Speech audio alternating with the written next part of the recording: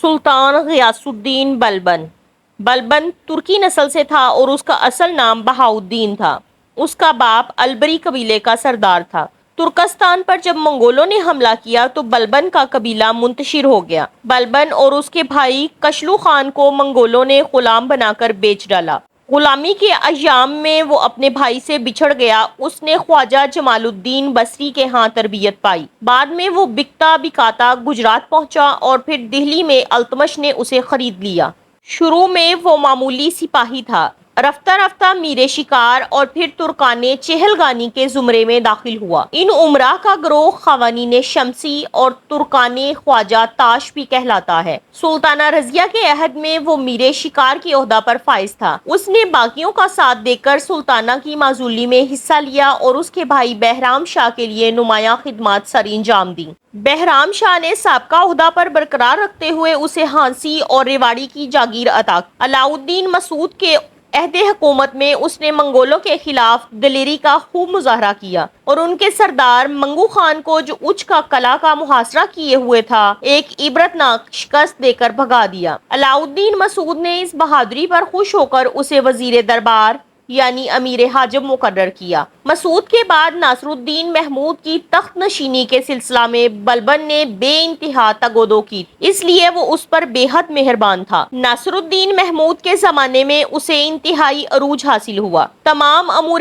سلطنت میں اس کا دخل ہو گیا۔ ناصر الدین کی لاولد فتیدگی پر بلبن امراء کی متفقہ رائے سے بادشاہ بن گیا۔ ان دنوں نواح دہلی اور اودھ تک میواتیوں نے عام رایا کا ناک میں دم کر رکھا تھا۔ یہ لوگ لوٹ مار کر کے جنگلوں میں جا چھپتے اور اگر زیادہ دباؤ پڑتا تو کوہ ارادلی میں جا دبکتے۔ بلبن نے جنگلات صاف کروا کے ان کے اندر چھپے رہنے والے میواتی قزاقوں کو تحت کیا اور متعدد تھانے اور چوکیاں بنا کر ان کا ناطقہ بند کر دیا۔ بعض مقامات پر سوائے عورتوں اور بچوں کے تمام مردوں کو قتل کر دیا گیا۔ اس طرح ان قزاقوں کا قلع کما کر دیا گیا۔ اگرچہ اس نے خون ریزی کو اپنایا لیکن اس کی سختی استحکام حکومت کے لیے فائدہ مند ثابت ہوئی۔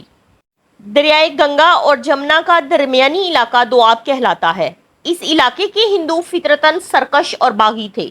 التمش کے زمانے سے یہ لوگ بار بار سر اٹھاتے تھے اور مرکزی حکومت کی پرواہ نہ کرتے تھے۔ ان لوگوں نے بلبن کے ابتدائی دور میں ڈاکہ زنی سے اس قدر ادھم مچایا کہ دہلی سے بنگال تک کی تمام سڑکیں غیر محفوظ ہو گئیں اور ملکی تجارت کو سخت نقصان پہنچا۔ بلبن نے 1267 میں ان پر فوج کشی کی اور کئی مہینوں کے بعد دوآب کو سرکش اور باغیوں سے صاف کروا دیا۔ قزاقوں کے اہم مقامات پر ان کو بڑی بے دردی سے قتل کر دیا گیا۔ اس نے بدایوں، کمپل، پٹیالی اور بھوجپور میں مضبوط قلعے تعمیر کروائے تاکہ آئندہ کے لیے باغیوں کو سر اٹھانے کا موقع نہ ملے۔ بلبن دوآب سے فارغ ہوا ہی تھا کہ بندھیل کھنڈ کے ہندوؤں نے لوٹ مار کر کے لوگوں کو پریشان کرنا شروع کر دیا۔ بلبن غضبناک حالت میں بندھیل کھنڈ پہنچا اور اس نے غیر معمولی سختی سے کام لیا۔ سرکشوں کی لاشوں کے پشتے لگ گئے۔ ہندو زمینداروں کو خاص طور پر کچلا گیا۔ ان کے حامیوں کی خون کی ندیاں بہہ نکلیں۔ جب امن و امان قائم ہو گیا تو بلبن نے جگہ جگہ مسلمانوں کی نو آبادیاں قائم کی اور پختہ سڑکیں تعمیر کروائیں تاکہ فوجی نقل و حرکت میں آسانی ہو۔ ترکان چہلگانی کا قدیم فرد ہونے کے باعث بلبن کو پورا اندازہ تھا کہ یہ سردار بادشاہ پر کس طرح اثر ڈالتے ہیں اور کس طرح سازشوں کے سہارے بادشاہ کو اپنے ڈھب پر چلاتے ہیں۔ پس بلبن نے یہ تہیہ کر لیا کہ دربار سے ان امراء کے اثر کا خاتمہ کیا جائے تاکہ انہیں سازشوں اور ریشہ دوانیوں کا حوصلہ نہ ہو سکے۔ اس سیاست پر عمل درآمد کرنے کے لیے اسے عدل و انصاف کا دامن پکڑ کر کسی قسم کی رعایت سے دستکش ہونا پڑا۔ چنانچہ کسی امیر کے عہدے یا وقار کی پرواہ کیے بغیر وہ سزا دیتا اور بعد میں پوری سختی برتتا۔ اس طرح تمام فتنوں اور شورشوں کا خاتمہ ہو گیا اور سلطان پورے شمالی ہندوستان کا مالک بن گیا۔ تمام ملک میں اس کی عدل پروری اور رایا نوازی کی بدولت امن و امان قائم ہو گیا۔ بلبن اعلیٰ درجے کی انتظامی قابلیت کا مالک تھا اور وہ امور حکومت کی انجام دہی کے سلسلے میں مستقل نظریات کا حامل تھا۔ چنانچہ اس نے سلطنت کے استحکام کے لیے کئی ایک کارروائیاں کی۔ اس نے مرکزی حکومت کو مستحکم کرنے اور ملکی انتظام کو بہتر بنانے کے لیے فوجی چوکیاں قائم کی۔ اس نے ہر کام میں دانائی اور ہوش مندی سے کام لیا اور ملک کے ایک ایک شعبہ کی کڑی نگرانی کی۔ بلبن نے جاگیرداروں کے نظام کو ختم کرنے کی کوشش کی اور امراء کی طاقت کو کچل ڈالا۔ اس نے اکثر امراء کی جاگیریں ضبط کر لیں۔ چند وفادار امراء کے پاس چند جاگیریں ضرور رہیں، لیکن یہ جاگیردار بھی بلبن سے خائف رہتے تھے اور اپنے آپ کو اس کے رحم و کرم پر سمجھتے تھے۔ بلبن نے ملک بھر میں جاسوسوں کا جال بچھا دیا۔ یہ جاسوس اسے ملکی حالات سے باخبر رکھتے تھے اور اسے امراء اور جاگیرداروں کی سرگرمیوں کا علم رہتا تھا۔ اس نے فوج کو از سر نو مرتب کیا، ملک بھر میں فوجی چھاؤنیاں قائم کی۔ اس نے دہلی میں ایک زبردست فوج رکھی۔ وہ پیادہ فوج کے مقابلے میں گھڑ سواروں کو ترجیح دیتا تھا۔ اس کے حکم سے ہاتھیوں کی ایک زبردست فوج تیار کی گئی اور ان کو باقاعدہ طور پر سدھایا گیا۔ بلبن نے ملک بھر میں باقاعدہ عدالتیں قائم کی۔ قاضی قانون شرع کے مطابق فیصلے کرتے تھے۔ بلبن خود لوگوں کی شکایات سن کر مجرموں کو قرار واقعی سزائیں دیتا تھا۔ وہ اگرچہ شرع کا پابند تھا، لیکن اس کا یہ اصول تھا کہ عوام کو ارتکاب جرم سے باز رکھنے کے لیے عبرتناک سزائیں دی جانی چاہیے۔